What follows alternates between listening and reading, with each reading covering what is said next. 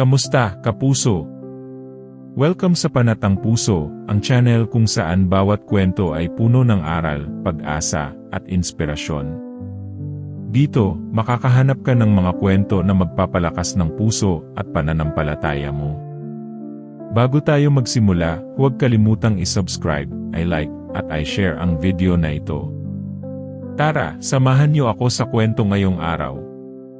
Ako si Elias. Isang ordinaryong tao na akala noon ay kontrolado ang buhay. May trabaho ako, may pangarap, at may mga planong akala ko'y tiyak na mangyayari. Sanay akong magplano ng kinabukasan. Sanay akong umasa sa sariling lakas. Lumaki akong tinuruan na maging matatag. Hindi umiiyak sa harap ng problema. Hindi humihingi ng tulong. Hindi nagpapakita ng kahinaan. Iyon ang paniniwala ko sa mahabang panahon. Akala ko sapat na ang pagiging matibay. Akala ko sapat na ang pagsisikap. Akala ko sapat na ang pagiging responsable. Hanggang dumating ang araw na sabay-sabay gumuho ang lahat. Isang araw na hindi ko kailanman pinaghanda ang mangyari. Nagsimula ang lahat sa maliit na problema. Isang pagkakamali sa trabaho. Isang maling desisyon na akala ko'y maayos agad. Isang pangyayaring hindi ko gaanong binigyang pansin. Hanggang lumaki ito ng lumaki. Unti-unting naapektuhan ang trabaho ko. Unti-unting nawala ang tiwala ng mga tao sa akin. Unti-unting nabawasan ang mga kaibigan. Unti-unting bumigat ang loob ko. Hanggang sa isang araw, wala na akong masandalan. May mga gabing hindi ako makatulog. Pinipikit ko ang mata ko pero gising ang isipan ko. Paulit-ulit kong binabalikan ang mga pagkakamali ko. Iniisip ko kung saan ako nagkamali. Iniisip ko kung may paraan pa para itama ang lahat. Sinubukan kong magpakatatag. Sinubukan kong umiti. Sinubukan kong magpanggap na okay lang ako. Pero sa loob-loob ko, unti-unti akong nauubos. Unti-unti akong nilalamon ng takot. Dumating ang araw na nawalan ako ng trabaho. Hindi ko malilimutan ang katahimikan sa kwarto ko noon. Parang huminto ang mundo. Parang may nawala sa pagkatao ko. Parang hindi ko nakilala ang sarili ko. Sa unang pagkakataon, naramdaman kong wala akong kontrol. Wala akong kasiguraduhan. Wala akong masasandalan. Wala akong masisisi kundi ang sarili ko. At doon ako unang natakot ng totoo. Hindi ko sinabi sa pamilya ko agad. Ayokong madagdagan ang bigat nila. Ayokong makita ang awa sa mga mata nila. Ayokong maging pabigat. Kaya pinili kong manahimik. Araw-araw akong lumalabas na parang may trabaho pa rin. Naglalakad ako ng walang direksyon. Umupo sa mga lugar na walang nakakakilala sa akin. Tinitigan ang mga taong may pupuntahan. Habang ako, hindi ko alam kung saan patungo. May mga sandaling tinanong ko ang Diyos. Hindi dahil galit ako, kundi dahil pagod na ako. Nasaan ka sa lahat ng ito? Iyon ang dasal ko sa katahimikan. Hindi siya agad sumagot. Walang tinig mula sa langit. Walang himala. Walang bigla ang solusyon. Tanging katahimikan. Sa katahimikang iyon, lalo akong nanghina. Pakiramdam ko iniwan na ako. Pakiramdam ko wala nang saysay ang pananampalataya. Pakiramdam ko mag-isa na lang ako sa laban. At doon ako muntik nang bumigay. Isang gabi, umulan ng malakas. Wala akong dalang payong. Naglakad ako sa dilim ng kalsada. Basang-basa ang damit ko. Pero mas basang-basa ang puso ko. Naupo ako sa isang lumang waiting shed. Tahimik ang paligid. Naririnig ko lang ang ulan. At ang tibok ng puso kong punong-puno ng takot. Sa gabing iyon, hindi ko na kinaya. Hindi ako sumigaw. Hindi ako umiyak ng malakas. Tahimik lang na tumulo ang luha ko. At sa unang pagkakataon, umamin ako. Mahina ako. Inamin kong hindi ko kaya mag-isa. Inamin kong kailangan ko ng tulong. Inamin kong natatakot ako sa bukas. Inamin kong hindi ko na alam ang gagawin. At doon ko unang binuksan ang puso ko. Sa gitna ng ulan at dilim, nagdasal ako. Hindi mahaba. Hindi maganda ang mga salita. Isang simpleng pakiusap lang. Diyos, tulungan mo ako. Walang agad na pagbabago. Hindi tumigil ang ulan. Hindi lumiwanag ang paligid. Pero may kakaibang pakiramdam. Parang may umupo sa tabi ko. Parang may presensyang tahimik na nagsasabing hindi pa tapos ang kwento ko. Parang may lakas na hindi galing sa akin. Parang may pag-asang unti-unting sumisindi. Maliit pero totoo. At sa unang pagkakataon sa mahabang panahon, huminga ako ng malalim. Hindi ko pa alam kung paano ako babangon. Hindi ko pa alam kung paano ko haharapin ang bukas. Hindi ko pa alam kung paano maaayos ang buhay ko. Pero alam kong hindi na ako nag-iisa. At sa gitna ng dilim, may ilaw. Kinabukasan, basa pa rin ako, dala ang lamig ng ulan sa balat ko. Ang ilaw sa paligid ay mahina, parang nag-aalangan ring gumising.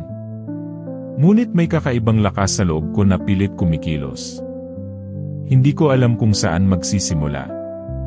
Ngunit alam kong kailangan kong tumayo.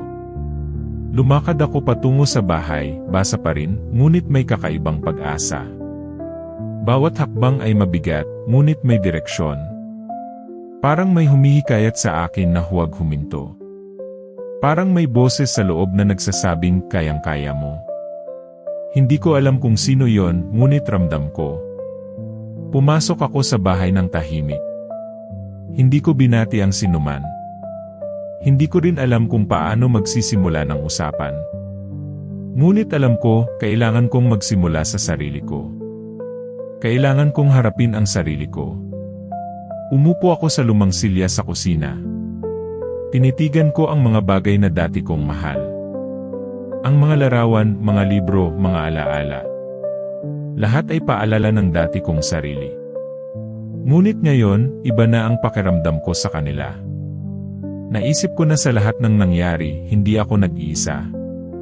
Hindi sa taong nakapaligid sa akin, kundi sa Diyos na tahimik na gumabay. Dati, akala ko kailangan kong lahat gawin mag-isa. Ngunit natutunan ko, minsan kailangan lang buksan ang puso. Kailangan lang maniwala kahit hindi malinaw ang daan. Sa mga sumunod na araw, sinimulan kong ayusin ang sarili ko. Hindi bigla, hindi madali. Bawat maliit na hakbang ay laban sa takot. Bawat ngiti kahit pilit ay hakbang sa pagbangon. Bawat dasal kahit maikli ay lakas na. May mga taong hindi pa rin nakakaintindi. May mga kaibigan na hindi alam ang bigat ko. May pamilya na nag-aalala ngunit hindi alam kung paano tutulong. At may sarili akong bumabalik sa takot minsan. Ngunit sa kabila nito, may ilaw na patuloy kong ramdam. Natutunan kong ang tunay na tapang ay hindi kawalan ng takot. Ang tunay na tapang ay pagtanggap sa kahinaan. Ang tunay na tapang ay pagpiling bumangon kahit mahina. Ang tunay na tapang ay pananatili sa laban kahit walang nakatingin. At iyon ang unang aral na naintindihan ko. Isang gabi, muling umulan. Ngunit hindi na ako natakot. Ngunit hindi rin ako nakasandal sa sariling lakas. Hinawakan ko ang kamay ng Diyos sa katahimikan. At naramdaman ko ang presensya na dati hindi ko ramdam. Nang magising ako kinabukasan, may kakaibang liwanag sa loob. Hindi sa paligid, kundi sa puso ko. Parang may bagong simula. Parang may pagkakataong muli. Parang may pangakong hindi ako pababayaan. May mga sandaling bumabalik ang pangamba. Ngunit ngayon, iba ang tugon ko. Hindi na ako agad sumusuko. Hindi na ako agad lumalayo. Ngunit tumatayo ako at hinaharap. Dumating ang pagkakataon na kailangan kong humingi ng tawad. Hindi sa ibang tao, kundi sa sarili ko. Sa lahat ng pagkukulang, lahat ng maling desisyon. At sa pagbabalik loob, naramdaman ko ang ginhawa. Parang isang ilaw ang dumaan sa kadiliman. Natutunan ko ring hindi lahat ng bagay ay kontrolado. Hindi ko kayang ayusin lahat. Hindi ko kayang intindihin lahat. Ngunit kayang daya kong hawakan ang bawat hakbang. At sa bawat hakbang, may kasamang pag-asa. May mga araw na bumabalik ang lungkot. Ngunit hindi na ito ganap na nagtatago ng liwanag. May mga araw na nagkakamali ako. Ngunit natututo akong bumangon agad. May mga araw na nag-iisa ako. Ngunit hindi na ganap na nag-iisa. May ilaw sa loob ko. At alam kong sa bawat dilim na darating, siya ang patuloy na magiging gabay. Hindi ang problema ang sentro. Hindi ang sakit ang sentro. Kundi ang pag-asa na hindi mawawala. Natutunan kong ang bawat dilim ay may dahilan. Hindi para pahirapan ako. Kundi para turuan akong magtiwala. Kundi para turuan akong lumakas. Kundi para turuan akong makita ang liwanag kahit maliit. At doon, sa gitna ng sariling paungulila at takot, natutunan ko na sa bawat gabi na puno ng luha, may liwanag na nakatago. Na sa bawat pagkadapa, may lakas na hatid. Na sa bawat pagkakamali, may aral na natutunan. At iyon ang simula ng totoong pagbabago. Lumipas ang ilang buwan, at sa kabila ng liwanag na ramdam ko, dumating ang mas matinding pagsubok. Isang mahal sa buhay ang nagkasakit ng biglaan. Hindi ko alam kung paano haharapin ang sitwasyon. Ang takot ay muling bumalik, mas mabigat kaysa dati. Ngunit ngayon, may ilaw sa loob ko na nagbigay lakas. Naglakad ako sa ospital na may kaba sa dibdib. Bawat hakbang ay may kasamang dasal. Bawat hininga ay may pag-asa. Bawat titig sa pasilyo ay may halong pangamba. Ngunit hindi ko pinayagang tuluyang lumamon ang takot. Sa silid ng ospital, nakita ko ang mukha ng mahal ko sa buhay. Nahihirapan siyang huminga. Ngunit may ngiti pa rin siya sa kabila ng sakit. At sa ngiti niyang iyon, naramdaman ko ang lakas ng loob ko. Parang ilaw na humahawi sa dilim ng pangamba. Hindi ko alam kung sapat ang aking kakayahan. Ngunit alam ko na sapat ang pananalig. Sapat na ang pananampalataya sa Kanya. Sapat na ang kaunting lakas na ibinigay niya sa akin. At iyon ang nagbigay sa akin ng tapang na harapin ang sitwasyon. Sa bawat araw na bumabalik sa ospital, natutunan kong maging mahinahon. Hindi dahil sa wala akong nararamdamang takot, kundi dahil sa pagpili kong lumaban para sa mahal ko. Bawat hakbang, bawat dasal, bawat oras ay may kahulugan. At bawat oras na yon, mas ramdam ko ang presensya ng Diyos. Natutunan ko na minsan, ang pinakamahirap na laban ay hindi laban sa mundo. Hindi laban sa tao.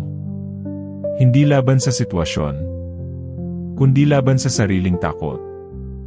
At sa labang iyon, kailangan mong kumapit sa ilaw. May gabing natutulog ako sa tabi ng kama. Hindi ko alam kung ano ang bukas. Hindi ko alam kung kaya pa ba. Ngunit kahit maliit, may pag-asa sa puso ko. At iyon ang nagpapanatili sa akin.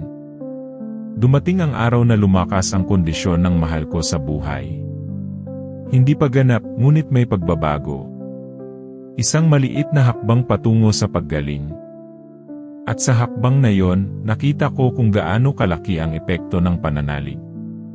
Na kahit sa pinakamadilim na sitwasyon, may ilaw na gumagabay. Natutunan ko rin na ang pasensya ay isa sa pinakamalaking biyaya. Hindi lahat ay mabilis na naayos. Hindi lahat ay ayon sa plano. Ngunit sa pasensya, may lakas na lumalabas. At sa lakas na yon, may aral na natutunan. May mga kaibigan na nagtanong kung bakit hindi ako sumusuko.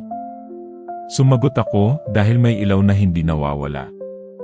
Hindi nila nakikita, ngunit ramdam ko. Hindi nila nakikita, ngunit nagtataglay ito ng lakas.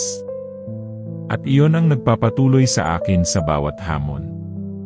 Sa bawat gabi na nagdarasal ako, mas lumalalim ang tiwala ko. Hindi dahil nagbago ang sitwasyon agad, kundi dahil natutunan kong kahit may dilim, may ilaw. At sa bawat pag-amin ng kahinaan ko, mas lumalakas ang loob ko. Mas nagiging maliwanag ang ilaw sa gitna ng kadiliman. Natutunan ko rin na ang pag-asa ay hindi palaging kasabay ng kasagutan. Minsan, kailangan mong maniwala bago makita ang resulta. Minsan, kailangan mong kumapit bago matunton ang direksyon. At sa pananampalataya, natutunan kong hindi ko kailangang makita ang lahat. Sapat na ang maniwala. May mga pagkakataon na bumabalik ang pangungulila at pagod. Ngunit natutunan kong hindi ito huling salita. Ang bawat hakbang, bawat dasal, bawat sandali ay may kahulugan. At sa bawat kahulugan, may aral at pag-asa. At iyon ang nagpapatuloy sa akin sa bawat dilim. Sa gabing iyon, nakatingin ako sa bintana. Nakikita ko ang maliliit na ilaw sa kalye. Parang paalala na kahit sa pinakamadilim na gabi, may liwanag na nagmumula sa paligid. At sa puso ko, alam ko, may mas malaki pang ilaw na gabay ko. At iyon ang nagpapaalala sa akin na hindi ako nag-iisa. Pagkatapos ng lahat ng pagsubok, naramdaman ko ang katahimikan sa loob ng puso ko. Hindi na tulad ng dati, punong-puno ng pangamba. Ngunit may ginhawa, may pag-asa, at may liwanag. Parang naiintindihan ko na ang kahulugan ng bawat luha. Parang natutunan ko na ang bawat dilim ay may dahilan. Lumipas ang mga araw na unti-unting bumalik ang normal na ritmo ng buhay. Ngunit hindi na ako tulad ng dati. Hindi na ako basta sumusunod sa takot. Hindi na ako basta nawawala sa hamon. Ngunit humaharap ako ng may tapang at pananampalataya.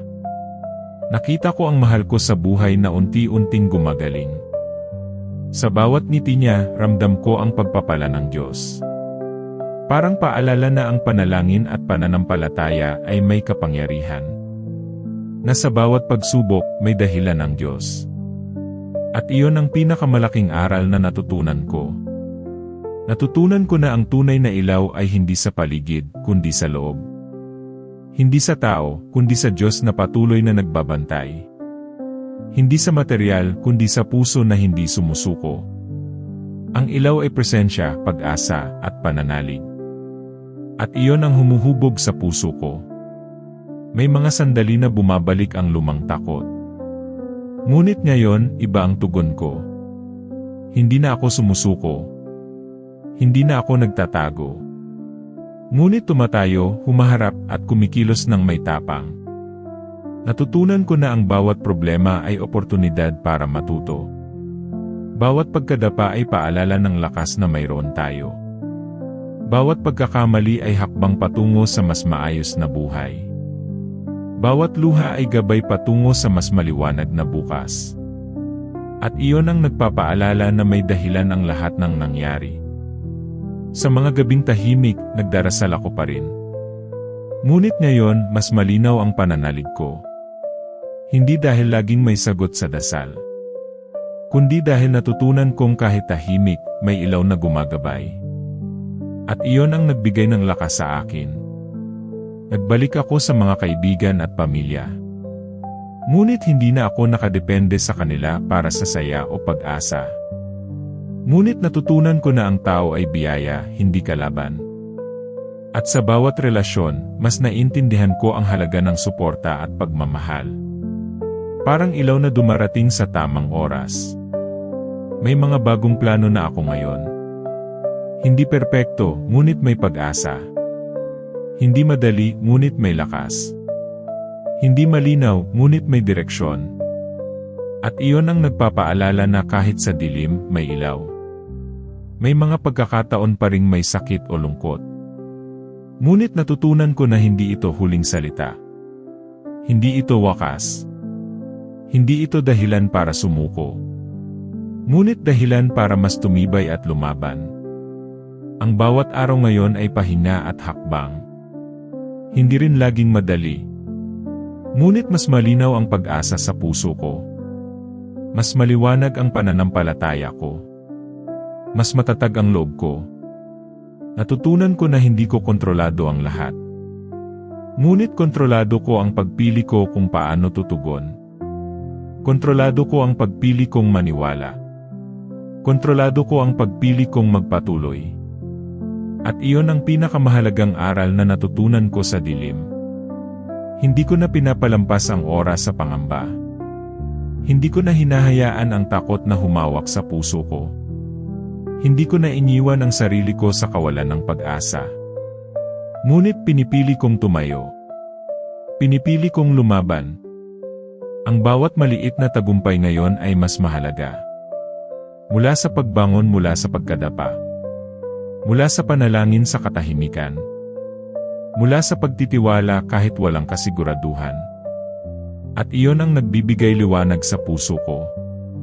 Ngayon, naiintindihan ko na ang tunay na ilaw ay hindi palaging maliwanag. Minsan, ito'y maliit at tahimik. Ngunit sapat na para gabayan ka sa dilim. Sapat na para bigyan ka ng lakas. At sapat na para ipaalala na hindi ka nag-iisa. May mga araw na susubok pa rin ang buhay. Ngunit alam ko na hindi ako nag-iisa. Alam ko na may ilaw sa puso ko. Alam ko na may ilaw na gumagabay. At iyon ang nagpapatuloy sa akin araw-araw. Ang bawat luha at takot ay naging aral. Ang bawat pagkadapa at pagkabigo ay nagturo ng lakas. Ang bawat gabi na puno ng pangamba ay nagturo ng pananampalataya. At bawat sandali ng pag-asa ay nagpapaalala ng ilaw. At iyon ang huling aral ng kwento ko. Sa gitna ng dilim, natutunan ko, hindi kailangang makita ang ilaw upang maniwala. Hindi kailangang maramdaman ito upang umasa. Sapat na ang pagtitiwala. Sapat na ang pananampalataya. At sapat na ang panalangin. Ngayon, kahit may unos, kahit may gabi ng lungkot, alam ko na may ilaw sa puso ko. Alam ko na may ilaw na hindi nagbabago. Alam ko na kahit sa dilim, may pag-asa. At iyon ang pinakamahalagang aral sa lahat ng nangyari sa akin. Maraming salamat sa panonood, kapuso. Sana ay may natutunan ka at nadama mo ang liwanag sa kwento natin ngayon. Huwag kalimutang i-like kung nagustuhan mo, i-share sa kaibigan o pamilya, at syempre, i-subscribe sa Panatang Puso para lagi kang may bagong inspirasyon. Hanggang sa muli, kapuso, manatiling matatag, maniwala, at yakapin ang liwanag sa gitna ng dilim.